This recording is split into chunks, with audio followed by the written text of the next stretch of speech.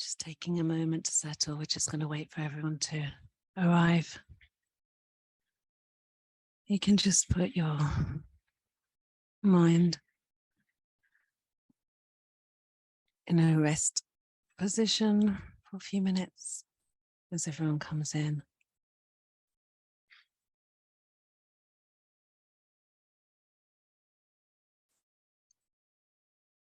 Hi, everybody. Take a moment to settle.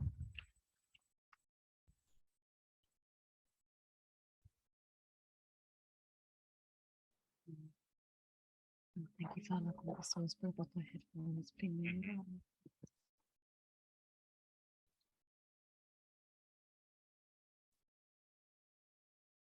Hi, everyone.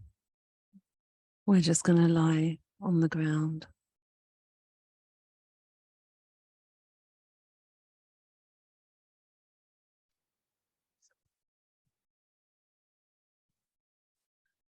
Take a moment to settle as we just wait for everyone to get down to the ground. And as you lie down, you can literally just experience the feeling of not having to do a single thing right now. You don't need to check your email. You don't need to call the bank. You don't need to book a sitter. You don't need to go through the last 3 months of pay slips. You don't need to mingle. You don't need to pick up a prescription or cancel your gym membership or remember a login and a password long forgotten.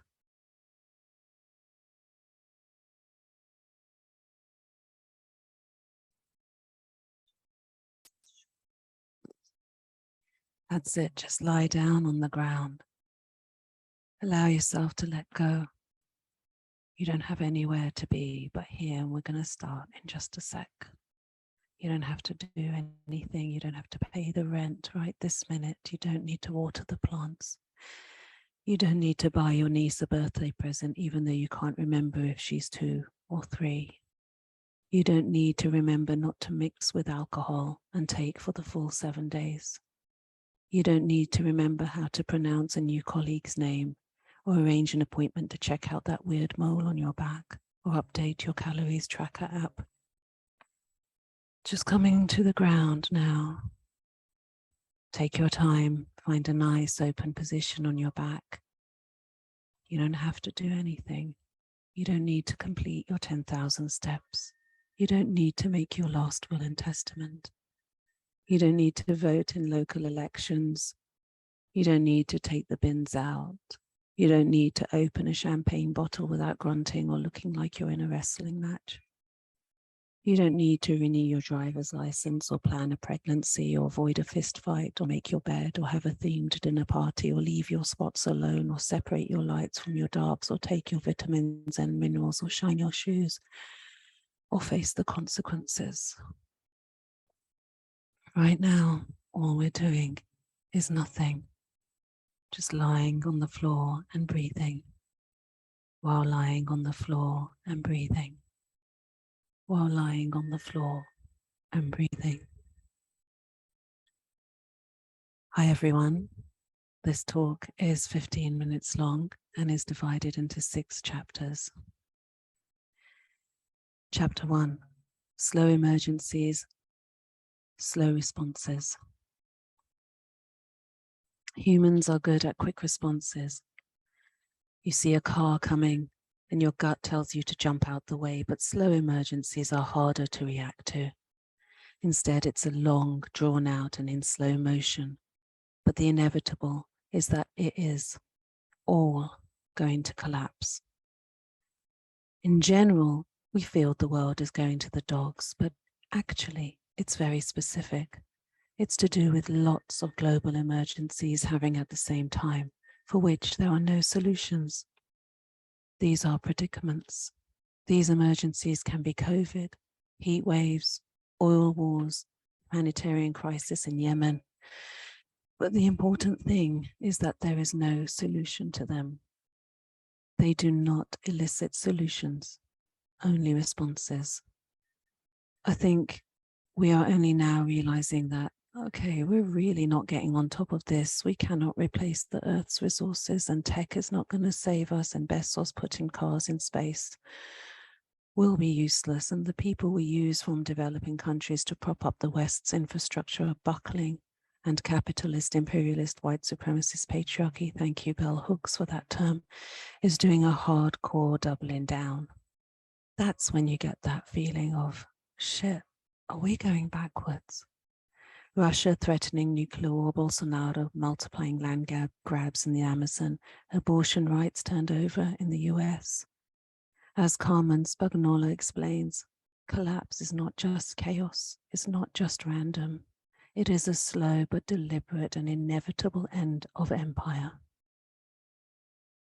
Civilizations normally last around 400 to 1,000 years, while empires last around 250 years.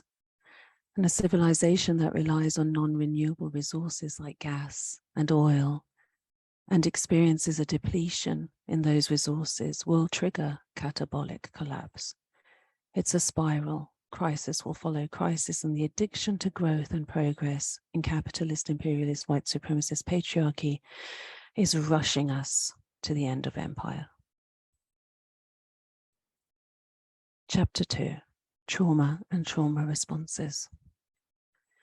The realization that we're now bearing witness to an unfolding and slow collapse of empire isn't surprising so much, but nevertheless feels shocking and contributes to a level of trauma you see everywhere if you know how to look.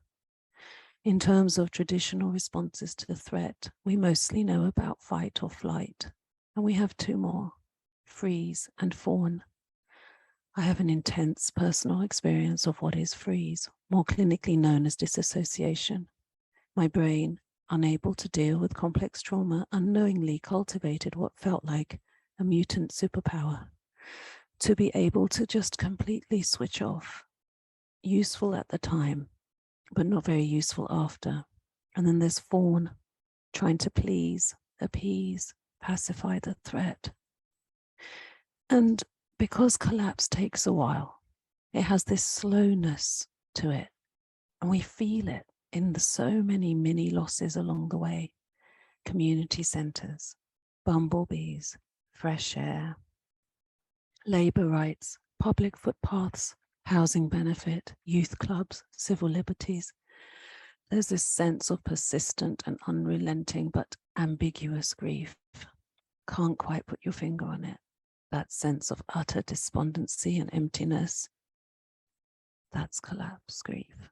What's wrong? Nothing. Everything. A lack of control and a sense of powerlessness that is all pervasive, and it creeps in through all the cracks and seeps in under the doors and climbs into bed with us at night, sucking at our souls because somehow we are complicit. And that's when you get that feeling of, shit, are we the bad guys? I'm sorry. I'm sorry. I know it's really hard to hear. We feel it in every bone, in every breath, in every blink. And it's so hard to be both guilty and innocent, to both know it and simultaneously be ignorant, to feel good recycling whilst resigning ourselves to our fate. And this is what we're dealing with, the knowingly and the unknowingly. It's breaking. The system is cracking and the center cannot hold, and yet here we are, the quartet that play as the water sloshes around our ankles and the hull tips ever higher. And what is the role of the artist in this situation? To scream and scream and scream about the emperor's lack of clothes or something else? To make work that responds to the trauma we're all in, all of us. Okay, that was a lot. Let's try to stabilize. Let's try to feel into our bodies in case we've gone into mild panic or a disassociative state or despair or anger. May I suggest we feel our way into our bodies as you lie there. Get a sense of your body on the floor by looking more closely at the points of contact and the points of departure. With your body laid out, start with your feet. How are they touching the floor? What part of your heel is touching the floor? Is it the same on both sides? And then move your attention up to a point of departure around the Achilles and observe how the Achilles comes away from the floor, and then observe as your body meets the floor again through your calf. And then moving further up, lifts away under your knee. And there's that space between your knee and the floor. And then you meet the ground again at your thigh and feel the thighs and your bum on the floor. And then carry on upwards until you see that your lower back comes away again from the floor and comes back down when your ribs meet the ground again. And following that up the spine to your neck, notice the space between your neck and the floor. And lastly, feeling your head against the ground, against the blanket. Notice the exact point of contact between the floor and your head. Chapter 3, Palliative Care. So if we accept that this is the state of things, then maybe all of Zedu's work can be seen in a kind of hospice care sense, like palliative care. As Spagnola suggests, we are trying to cope better during this period of overwhelming, if subtle, distress. And this distress happens on so many different levels, on a physical and mental and spiritual and emotional level, that our work also needs to happen on all these levels. And in this sense, the work can often be experienced as very beautiful or very poignant, because it's not often you get to experience yourself on all these different levels at once. All our pieces invite reflections on the systems we live in. To step outside the system is to look at it from a distance, see it for what it is. This creates understanding. This creates a sense of inner coherence. And let's say that inner coherence gives us a sense of framework for understanding. And then a small opening for seeing things as they really are. And we can breathe into it. And when we breathe, our nervous system settles, and then our rational prefrontal brain is a little bit more available. And it's in those tiny openings, in these glimpses, in these breaths, that we can recognize who we are to each other, what we need to remember, what we need to aim for. May I suggest that we breathe together. Long, slow, even breathing. No deep breaths. This only encourages us to breathe into the upper chest cavity where it's no use to anybody, where in fact, what it does is panic your involuntary system. Instead, imagine that you want to keep your breath hidden, so you breathe longer and slower. Try to nose breathe all the way down into your belly. Place your hands on your lower abdomen so your fingertips are touching, and breathe into your belly. As you deepen your breath, notice your belly becoming fuller and your fingers floating apart. And as you breathe out, notice your fingers coming back together. And be aware of the back of your head on the pillow or on the floor. And push your head back slightly into the floor here, imagining the whole of your head split in two. Split your head open lengthways, and then split it open again widthways. And there you find the very, very center of your head. And just breathe into that tiny space, that tiny opening. Breathe into the middle of your head. Use the breath to break through. Chapter 4, Kind, Not Nice. And it's important to avoid fake nice. Really, really avoid it. Like the plague. Nice is lazy, unimaginative, cowardly. Kind, on the other hand, is hard work, always authentic, and sometimes very, very brave. It takes courage to be truly kind. Sometimes I don't always have this courage. Sometimes I don't always feel brave. It's hard, hard work. Because I'm not talking about the displaying of the language of safe space or the virtual signaling that happens as a way of demonstrating one's moral correctness. I'm talking about creating risky but robust work, challenging art, not soft or cozy or pandering to fake babbling around comfort breaks, but real. I resist the fake nice that money can buy you. I resist the forces of commercialization. I resist the neoliberal drives that corporate immersive hinges on. Buy an intimate VIP experience for 150 quid. And whichever way the industry is going, let's go in the opposite fucking direction. Now I'm feeling angry. Are you feeling angry? But now I feel sad.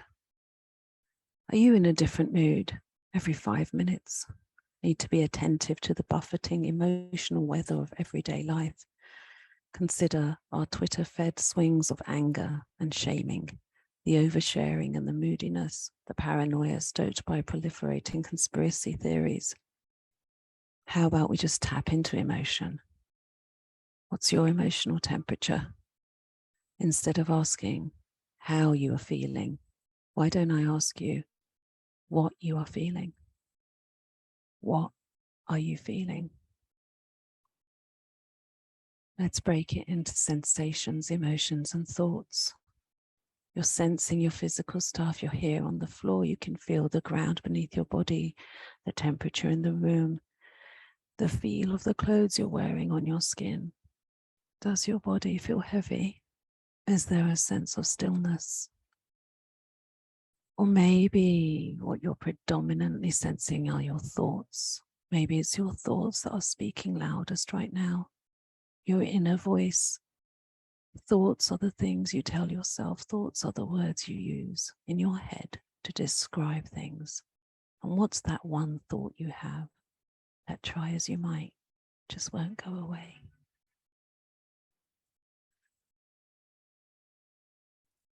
And tapping into the emotions. In late stage capitalism, emotions are only useful if they make us better consumers. Certain emotions are allowed: ambition, greed, envy, desire, but other emotions, not so useful. And if we lay here very quietly, you and I, just for a sec, what emotions might emerge, if any?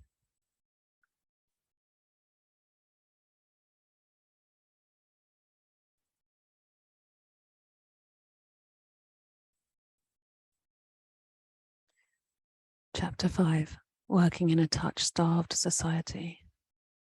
So we know more and more that our bodies are designed to respond to touch, and not just to sense the environment around us. We actually have a network of dedicated nerve fibers in our skin that can detect another human being. Being emotionally and socially responsive to touch is so biologically fundamental to us that CT afferents are over almost every inch of our bodies. C, tactile afferents, a specialized nerve system that recognizes 3 things: speed, it must move, it cannot be still; lightness, it can't be too hard or too soft; and a temperature of 30 degrees. And guess what? These are the characteristics of a human caress. In Goodnight, Sleep Tight, we use touch, and touch has taken on a different meaning post-COVID. We have seen touch not only be welcomed, but incredibly craved for. The close proximity of the audience member to actor, or stranger to stranger, is further magnified by the 2 years of people measuring in actual feet and inches the space between us. We train to always touch people with both hands, so that on an instinctual level, they never have to worry about what your second hand might do. We call this closing the circuit, creating a touch field that can contain a person. In Goodnight, Sleep Tight, the use of touch is instinctive and modeled on a mother putting a child to bed. When someone's crying and we hold them, we're doing it to comfort them, but what it actually allows is for them to cry more. People usually will hold it together until someone puts an arm around them, and then they'll break down because of what that hug is representing. Let's just sit with that for a minute and place your left hand on your forehead. And now your right hand on your heart. This is to close the circuit. Feel the rise and fall of your chest into your hand and take the temperature of your forehead. And notice, just notice how your body feels to your touch. And allow your chest to soften under your touch, like it's melting away from the heat of your hand. Imagine your forehead softening, like your eyebrows are falling away from one another under the weight of your touch. And now you can move your right hand to any other place on your body that feels like it needs some warmth. And allow that chosen area to also soften. And now move your left hand to another place in your body that could also do with a little shift of energy, and allow a softening to take place there, and keep going. Allow yourself to track the journey of your hand across your body and keep softening under the touch, and only move on when you feel that softening happen.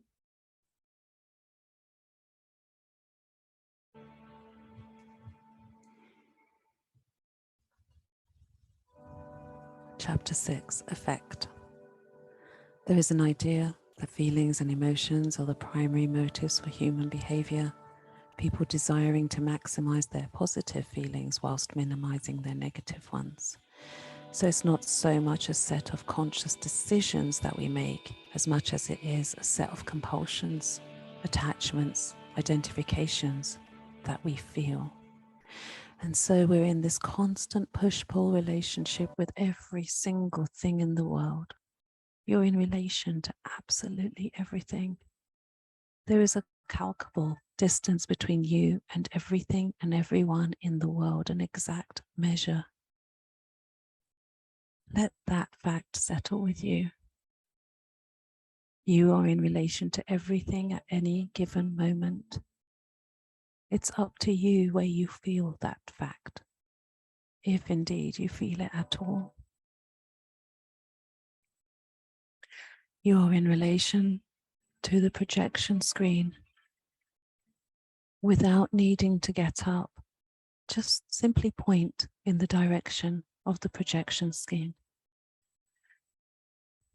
You're in relation to your phone. Point in the direction of your phone. You are in relation to the Eiffel Tower. Point in the direction of the Eiffel Tower. You are in relation to the moon. Point in the direction of the moon. All these atoms interrelate and interconnect to your atoms. It's intimate and impersonal at the same time. All of this marks a body's belonging to a world of encounters, all the scars, all the memories, all the sharp edges rounded off, all the shrapnel still embedded into the wounds, all the ways the everything affected us, all the ways we affected others, all the minuscule events of the unnoticed that nevertheless seeped into your skin. It's in all the things that we process as experience before we rationalize it in thought. Because it's all shaped not simply by the narratives and the arguments, but the non-linguistic stuff, mood, atmosphere, feelings. And these feelings are the body's response to the world. Something you're always lagging behind on. You're always playing catch up. We like to imagine that our life follows some kind of storyline and that we're the authors of our stories, but instead I think what we actually feel is a sense of precarity right now. In our guts, we have a suspicion that no amount of hard work, no tech, no following of the rules is going to give us either control over the story nor a particularly happy end. But we keep hoping, and that persuades us to keep on going, keep on living. I agree, keep on living. I want us to be at peace with each other's bodily beings and to give each other what we came for: companionship, care, protection.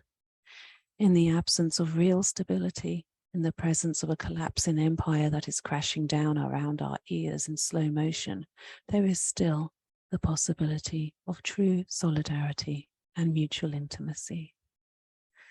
Thank you so much for listening. Please take a lovely long stretch and follow your body's impulses by not deciding where to stretch and how, but just allow the stretching to happen by itself.